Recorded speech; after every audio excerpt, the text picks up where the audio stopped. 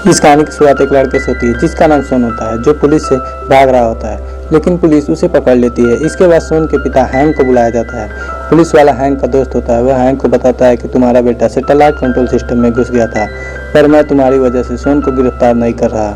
इसके बाद दोनों के दोनों घर आ जाते हैं, जहाँ हैंक सोन को समझाने की कोशिश करता है, लेकिन सोन हैंक को पसंद नहीं करता। अगली सुबह जब सोन के कमरे में हैंक जाता है तो वह देखता है कि सोन के हाथ में एक पेपर है जो कि कोड लैंग्वेज में लिखा है। सोन उसे समझने की कोशिश कर रहा होता है। हैंक उसे बताता है कि जब मैं नेवी में था तो ऐसे कोडेड मैसेज आसानी से पढ़ लेता था। मैं इसमें तुम्हारी मदद कर सकता हूँ, लेकिन पहले तुम्हें बताना होगा कि कल तुम सैटेलाइट कंट्रोल सेंटर के अंदर क्यों गए थे।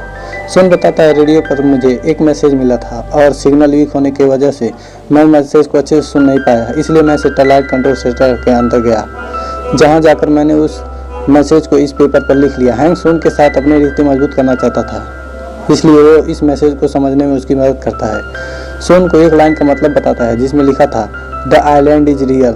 यह सुनकर सोन बहुत खुश हो जाता है और वो हैंक को एक किताब दिखाता है जिस किताब का नाम होता है द मिस्टीरियस आइलैंड। इसके बाद जब हैंक आगे का मैसेज डिकोड करता है तो उसमें 3 और किताबों का नाम होता है और तीनों किताबें आइलैंड के ऊपर होती हैं और इन तीनों किताबों एक एक नक्शा होता है।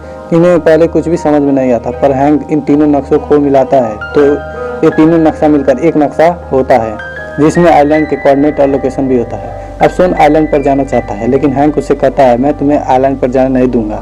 किसी सरफिरे इंसान ने तुम्हें मैसेज भेजा और अब तुम वहाँ जाना चाहते हो। सोन कहता है कि वे सरफिरे इंसान मेरे दादाजी हैं, जो द मिस्टीरियस आइलैंड के बहुत बड़े फैन हैं।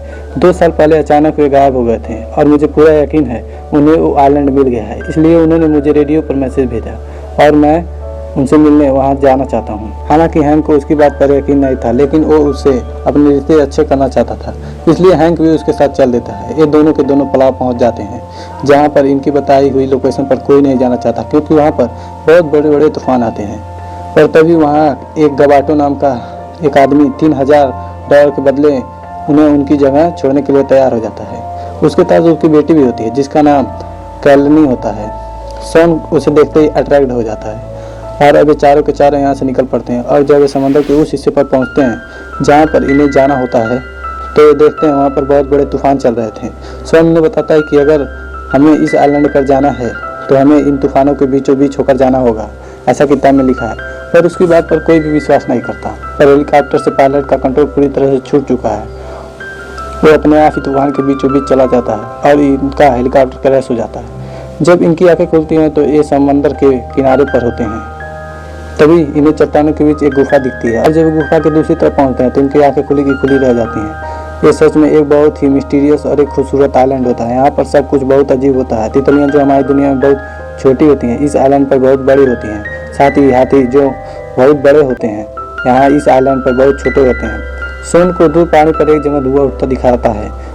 वो कहता है कि मेरे दादाजी वहाँ पर होंगे और वे सब के सब उस तरफ बढ़ चलते हैं। तभी उन्हें बहुत अजीब से पत्थर दिखते हैं। हैंक उन्हें बताता है कि ये पत्थर नहीं, अंडे हैं और तभी यहाँ पर एक बहुत बड़ी छिपकली इन सब पर हमला कर देती है।